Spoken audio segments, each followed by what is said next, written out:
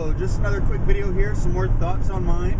Everyone's been kind of going, what's going on with North Korea lately? Are they really going to try and attack South Korea with their bellicose statements of firing missiles or taking war to the soil of the U.S. and that we'd be included in it? So, I thought I'd give my 2 cents on the matter. You take them for what they're worth.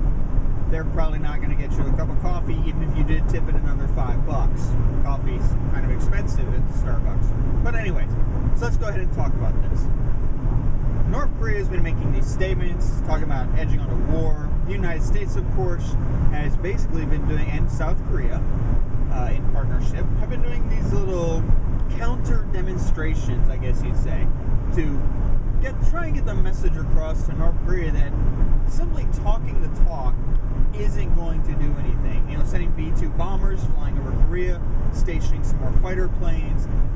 Frankly, it's been kind of the U.S. thing for a long time now, is that we'll establish that we will dominate with air superiority, and then we'll use ground forces at our leisure. Because once our ground forces are relatively immune from air attack, it gives them much more latitude and maneuver.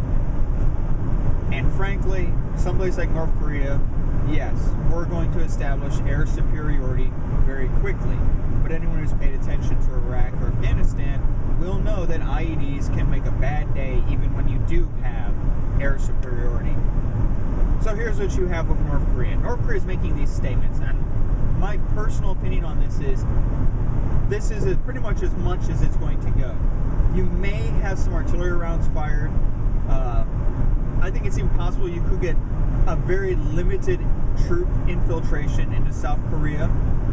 I think having the daughter of former president, and I use the term very loosely, Park, in power makes North Korea a little nervous. And here's why.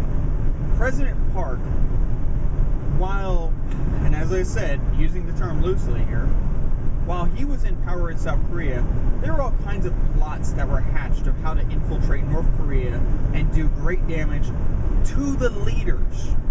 Well, in North Korea, if you look at the photos of these guys, the leaders and the generals, and there's one that if I can get the picture and use it without violating some kind of copyright, hopefully I can, I'll put it up right here.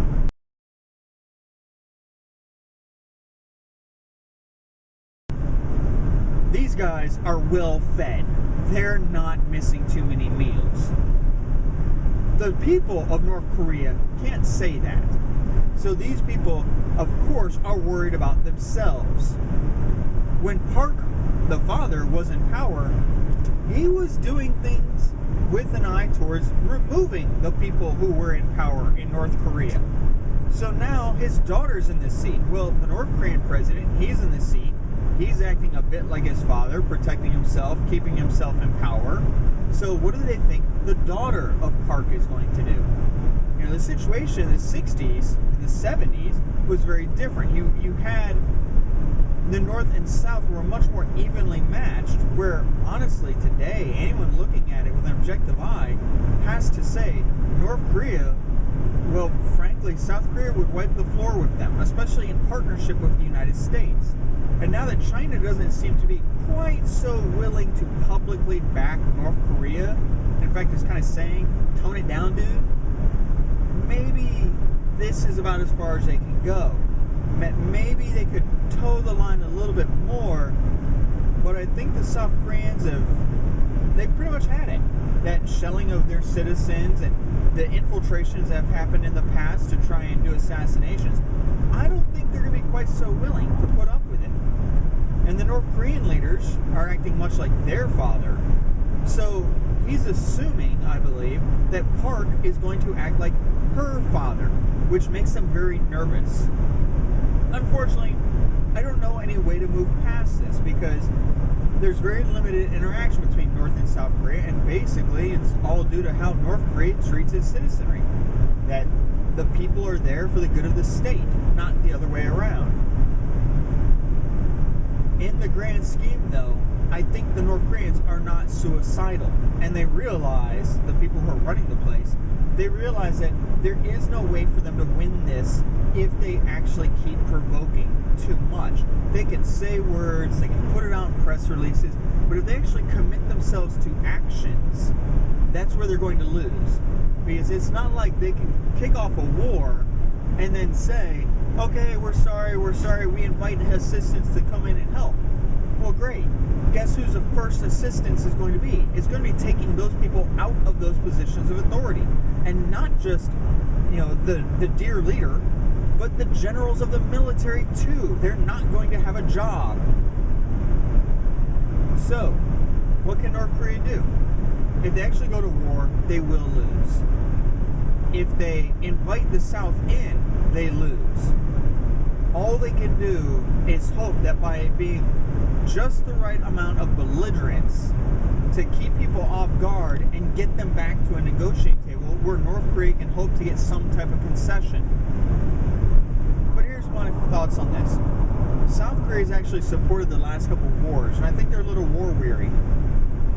And definitely when it comes to North Korea and the leaders of North Korea, I think South Korea is very war weary. I don't think they're willing to put up with his bullshit. So I don't see what more concessions North Korea is going to get. They've already demonstrated they're going to keep trying to fire missiles. They've demonstrated they want to have nuclear weapons. I don't see South Korea or the United States being very forgiving. Now, at the same time, I don't think the United States or South Korea want a war that they're fighting. I don't think they'd have a problem with the North Koreans rebelling or with China convincing North Korea that they need to change their ways and open the leadership up to more than just hereditary lines.